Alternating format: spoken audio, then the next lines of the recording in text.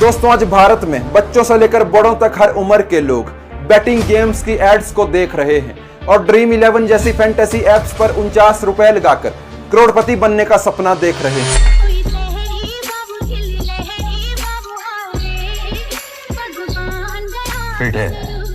आपकी टीम में कौन? आज देश में बड़े बड़े बॉलीवुड स्टार्स और क्रिकेटर्स इन बैटिंग गेम्स को प्रमोट करते हुए दिखाई देते हैं।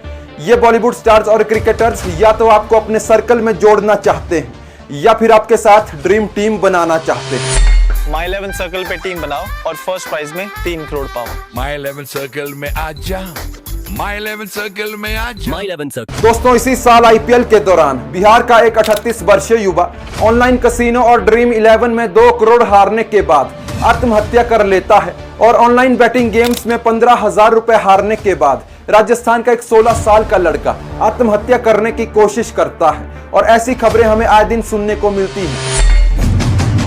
अब यहाँ सवाल यह उठता है कि क्या ऐसी एप्स आपको करोड़पति बना सकती हैं या फिर आपको बर्बाद कर सकती हैं।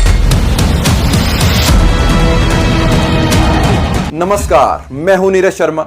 साल 2008 हर्ष जैन और भाबित सेठ नाम के 2 दोस्तों के द्वारा भारत में पहली बार एक फैंटेसी गेम की नींव रखी जाती है और 2012 में इसे हर्ष जैन के द्वारा भारत में ऑफिशियली लॉन्च किया जाता है और इस बैटिंग गेम का नाम रखा जाता है ड्रीम 11।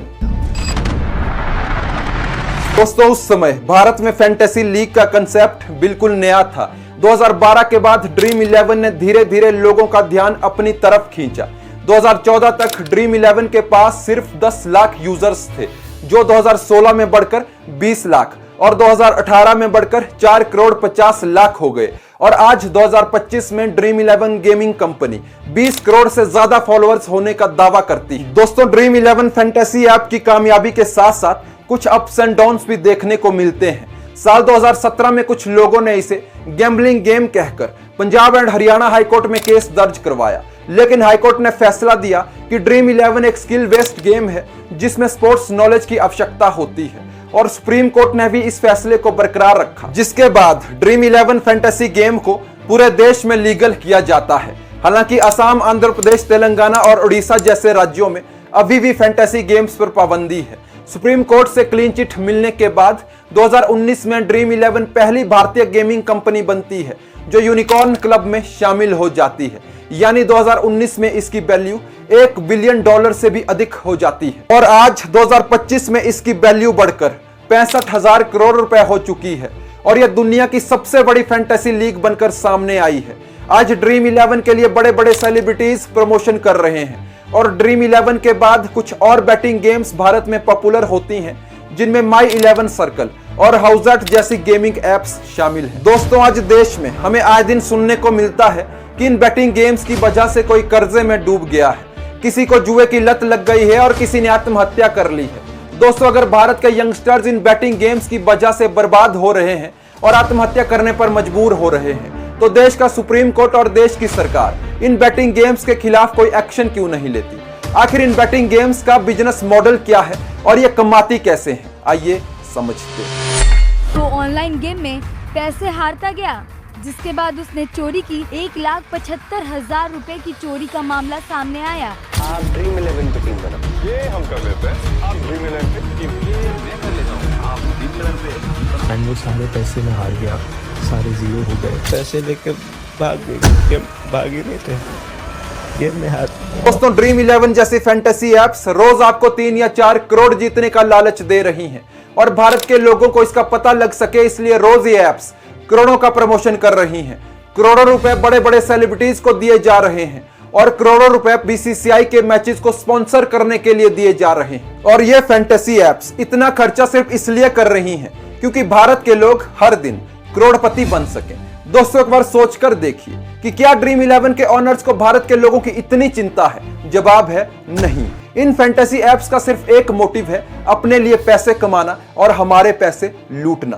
दोस्तों अब ड्रीम 11 के द्वारा पिछले कुछ वर्षों में की गई मार्केटिंग स्ट्रेटेजी को समझते हैं। साल 2020 में जब ड्रीम 11 फैंटेसी ऐप भारत में पॉपुलर हो रही थी तो इसकी एक ऐड आती है जिसमें कुछ क्रिकेटर्स कहते थे कि ये मैं कर लेता हूं, आप ड्रीम 11 पर टीम बनाओ। ये मैं कर लेता हूँ, तब तक आप ड्रीम 11 पे टीम बना लो। Dream 11, make your team now. दोस्तों यहाँ वास्तव में यूथ के सबकॉन्शियस माइंड को कंट्रोल करने की कोशिश की जा रही थी कि बेरोजगार या बेकार मत बैठो, आप ड्रीम 11 से करोड़ों रुपए कमा सकते हो। और अगले ही साल भारत के कुछ स्टेट्स में ड्रीम 11 फैंटेसी ऐप को बैन कर दिया जाता है क्योंकि इसकी लीगैलिटी पर सवाल उठने शुरू हो गए थे, यानी इसकी इमेज गैम्बलिंग और सट्टे की तरह बन गई थी। तो अब ओनर्स के लिए इसकी इमेज को सुधारना बहुत जरूरी था और आईपीएल 2021 के दौरान ड्रीम 11 के ओनर देश के एक रिस्पेक्टेड क्रिकेटर महेंद्र सिंह धोनी को इसका ब्रांड एम्बेसडर बनाते हैं और महेंद्र सिंह धोनी एड में कहते हैं ड्रीम 11 खेलो दिमाग से। ये है ड्रीम 11, इंडिया का बिगेस्ट स्पोर्ट्स गेम। तो अपनी क्रिकेट नॉलेज से सिलेक्ट करो अपनी टीम और खेलो क्रिकेट दिमाग से। यानी अब ड्रीम 11 बैटिंग ऐप को भारत के यंगस्टर्स में स्किल बेस्ड और इसे गेम ऑफ माइंड और इंटेलिजेंस बताने की कोशिश की जा रही थी और इसके बाद इस बैटिंग ऐप का ड्रीम बिग ड्रीम 11 कैंपेन आता है। ड्रीम बड़ा हो तो कोई अकेला नहीं होता, ड्रीम बिग ड्रीम 11। यानी अब यूथ के सबकॉन्शियस माइंड में यह डालने की कोशिश की जा रही थी कि ड्रीम 11 से आप अपने सपनों को पूरा कर सकते हैं। और अब पिछले ही साल आईपीएल 2024 के दौरान ड्रीम 11 अपने ब्रांड एम्बेसडर के तौर पर नॉन क्रिकेटर्स को लेकर आता है और ड्रीम 11 की नई थीम रखी जाती है ड्रीम 11 सब खेलेंगे। ओपन चैलेंज, जो जीता वो सिकंदर और जो हारा वो बंदर। हाँ, चैलेंज एक्सेप्टेड। मिलते हैं फील्ड पे। मजा आएगा जब सब खेलेंगे ड्रीम 11। यानी अब यह देश के लोगों को यह बताने की कोशिश कर रहे थे कि भारत में जो लोग ड्रीम 11 जैसी फैंटेसी एप्स को अपना पूरा टाइम दे रहे हैं, मैथमेटिकल कैलकुलेशंस और क्रिकेट स्टैट्स को बारीकी से ऑब्जर्व करने के बाद जो लोग अपनी टीम बना रहे हैं और जिन लोगों को क्रिकेट का पूरा नॉलेज है, यह गेम सिर्फ उनके लिए नहीं है, इसे भारत में हर उम्र के लोग खेल सकते हैं। इसलिए कैंपेन का नाम रखा जाता है ड्रीम 11 सब खेलेंगे। यानी हर साल इन गैम्बलिंग एप्स के द्वारा हमारा ब्रेन वॉश किया जा रहा है। दोस्तों बात करते हैं ड्रीम 11 के उस बिजनेस मॉडल की जो हमें उनके द्वारा बताया जाता है।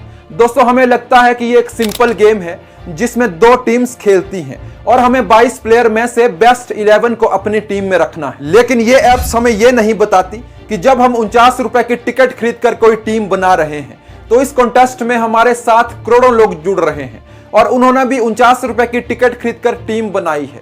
यानी हमें फर्स्ट प्राइज के लिए उन 2 करोड़ या 3 करोड़ लोगों से कंपीट करना होगा जो इस कॉन्टेस्ट में जुड़े हुए हैं। यानी ये स्किल बेस्ड और नॉलेज बेस्ड गेम कम और लॉटरी बेस्ड गेम ज्यादा है। दोस्तों ड्रीम 11 जैसी गैम्बलिंग एप्स हर दिन अपनी प्रमोशंस के लिए करोड़ों रुपए खर्च करती हैं। इन्हें आपके जीतने या हारने से कोई फर्क नहीं पड़ता। ड्रीम 11 जैसी फैंटेसी गेम्स के द्वारा की जाने वाली सारी प्रमोशंस और स्पॉन्सरशिप्स हमारे ही पैसों से की जा रही है, क्योंकि जितना पैसा ड्रीम 11 के पास जाता है उसमें से 40% ड्रीम 11 हाउस कट के तौर पर अपने पास रखता है और अगर गलती से कोई कुछ धनराशि जीत भी लेता है तो उस अमाउंट से भी 30% जीएसटी अमाउंट सरकार को चला जाता है।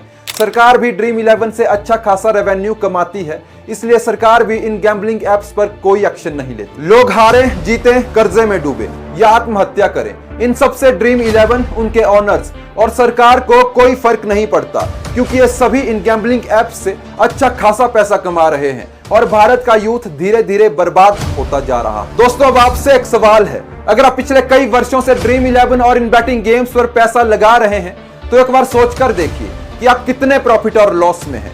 अगर आप सच में इन ड्रीम 11 और इन फैंटेसी एप्स से पैसा कमा रहे हैं तो ये एप्स सिर्फ आपके लिए हैं। अगर नहीं तो एक बार सोचने की आवश्यकता है कि इन बैटिंग गेम्स पर पैसा और समय बर्बाद करके भारत का यूथ किस दिशा में जा रहा है। दोस्तों अगर वीडियो पसंद आया हो तो वीडियो को लाइक और शेयर करें।